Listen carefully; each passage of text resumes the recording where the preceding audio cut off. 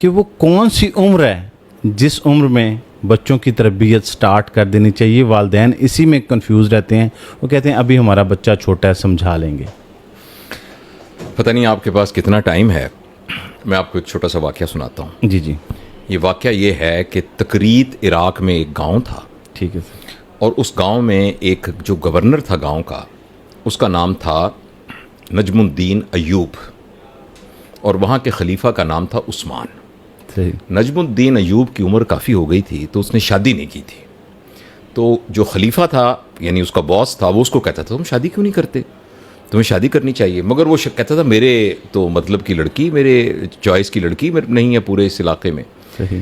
تو انہوں نے کہا تمہاری کیا چوائس ہے؟ انہوں نے کہا جی میری چوائس یہ ہے کہ ایک ایسی لڑکی ہو جو میرا ہاتھ پکڑے اور مجھے جنت میں لے جائے, اچھا. اور دوسرا ہم اس میں پھر ایک اولاد ہو, ہم دونوں اس کی تربیت کریں, اس کو ایک شاہ سوار بنائیں, اور وہ شاہ سوار مسلمانوں کے قبلہ اول کو فتح کرے.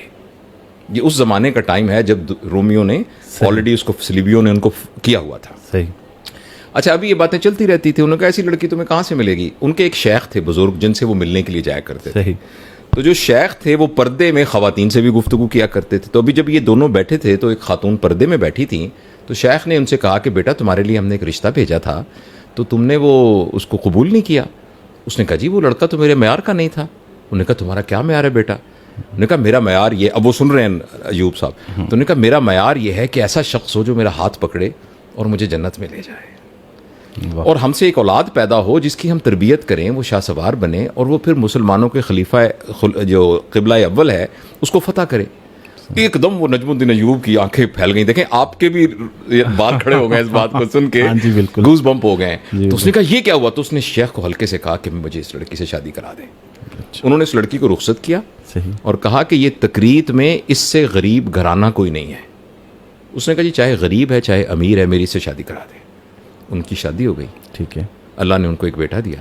اچھا. اس بیٹے کا نام تھا صلاح الدین ایوبی, واہ, جس نے مسلمانوں کا قبلہ اول. تو میں یہ سارا واقعہ آپ کو اس لیے بتا رہا ہوں کہ ابھی شادی نہیں ہوئی تو جو ویژن ہے نا والدین کا, وہ ویژن بچوں کی تربیت میں ٹرانسفر ہوتا ہے. ہم یہ سمجھتے ہیں کہ 5 سال کی عمر میں اسکول داخل کرائیں گے تو پھر ہم اس کو باکردار انسان بنائیں گے. وہ تو جس وقت اللہ تعالیٰ کسی کی شادی کرے نوجوان, تو نوجوانوں کو بتانے کی ضرورت ہے کہ اس کا ایک پروڈکٹ آپ کو اللہ اولاد دے گا, اور اولاد کے بارے میں والدین کا جو ویژن ہوگا اس ویژن کے مطابق ان کا کنڈکٹ ہوگا, اور اس کے حساب سے ہی تو بچے کی تربیت تو شروع ہو جائے گی. بچہ پیدا بھی نہیں ہوا, بچے کی تربیت تو پریگننسی میں شروع ہو جائے گی. بچہ جب آنکھیں کھولے گا تو پہلی آنکھ کھولتے ساتھ ہی اس کی تربیت شروع ہو جائے گی. تو یہ جو ہے دیکھیں نا, آپ نے دیکھا ہوگا بہت سے لوگ نا کہتے ہیں سارے ہم نے اپنے 4 بچوں کو ڈاکٹر بنانا ہے, اور وہ بڑے ڈیڈیکیٹڈ ہوتے ہیں, ان کے بچے سارے ڈاکٹر بن جاتے ہیں. صحیح. جو ان کا ویژن ہوتا ہے نا وہ ٹرانسفر ہو جاتا ہے. تو بچوں کی تربیت تو کا تعلق تو پیرنٹس کے ویژن کے ساتھ ہے جو بچوں کے